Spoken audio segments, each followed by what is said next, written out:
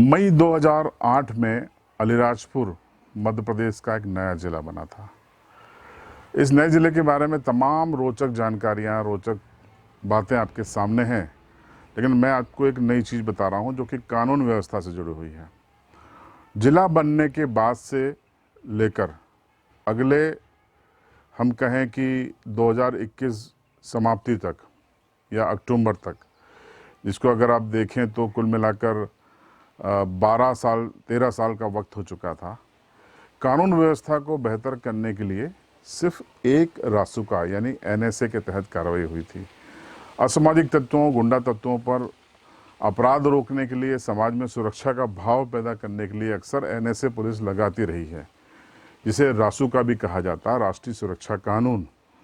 लेकिन इस ज़िले के बनने के बाद सिर्फ एक एनएसए किया गया था और अभी जो एसपी हैं मनोज कुमार सिंह, इनके आने के बाद क्या हुआ है, कितने एनएसए लगाए गए हैं, इस रिपोर्ट में देखिए। अलीराजपुर ज़िले में अगर आपने कहीं भी खौफ पैदा करने की कोशिश की या गुंडागिर्दी की, और अगर आपका एक दो मामलों का इतिहास रहा है, तो जिला बदल के आप बाद में सोचिएगा, पहले आप पर रासुका लग जाएगा, एनएसए लग जाएगा। ये मैं नहीं कह रहा, ये आंकड़े बोल रहे हैं।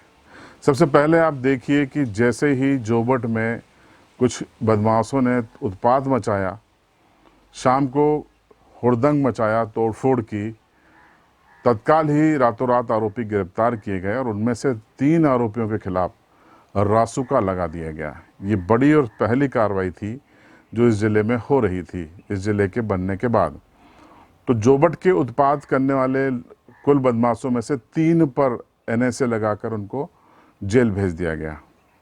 उसके बाद आती है अगली कार्रवाई कि जैसे ही उदयगढ़ में एक गोली मारी जाती है 108 के पूर्व चालक को, तो उस मामले में भी उसकी मौत के पहले ही एनएसए लगा दिया जाता है सरपंच पर और उसे बड़वानी जेल भेज दिया जाता है।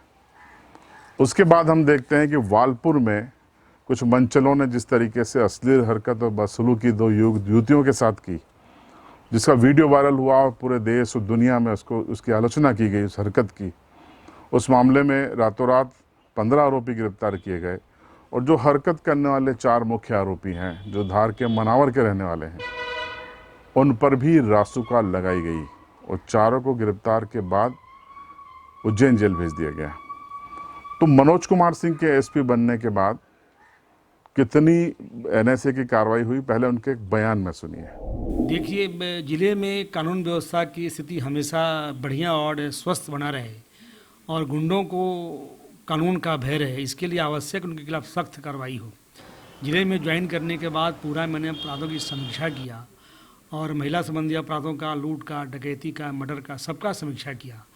तो मैंने यह पाया कि जो कठोर कार्रवाई होनी चाहिए, कई मामले ऐसे होते हैं जिसमें बहुत ही सख्त संदेश देने की आवश्यकता होती है।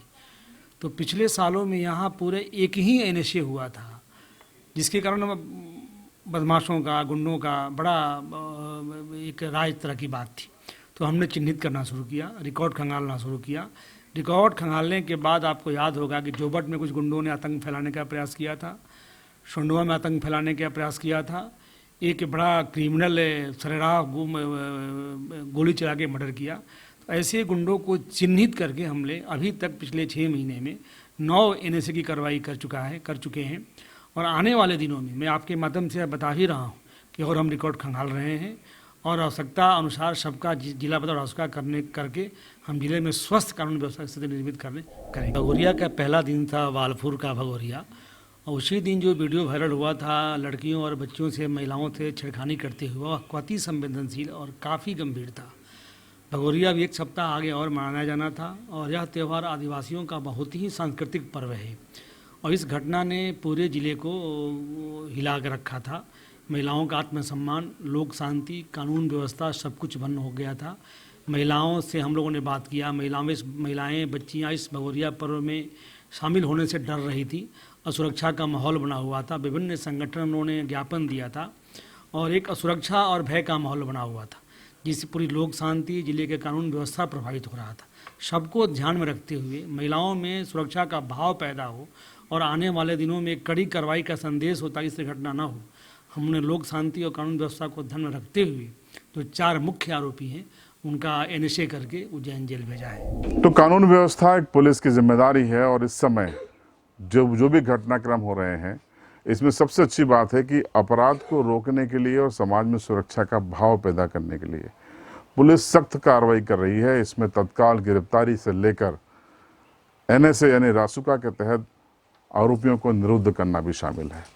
इससे उम्मीद है कि आरोपियों में खौफ पैदा होगा, अपराधियों में खौफ पैदा होगा और आने वाले दिनों में इस तरीके से जो सार्वजनिक गुंडागिर्दी है, समाज में खौफ पैदा करने की कोशिश है, ये बंद होगी और समाज बेखौफ हो सकेगा।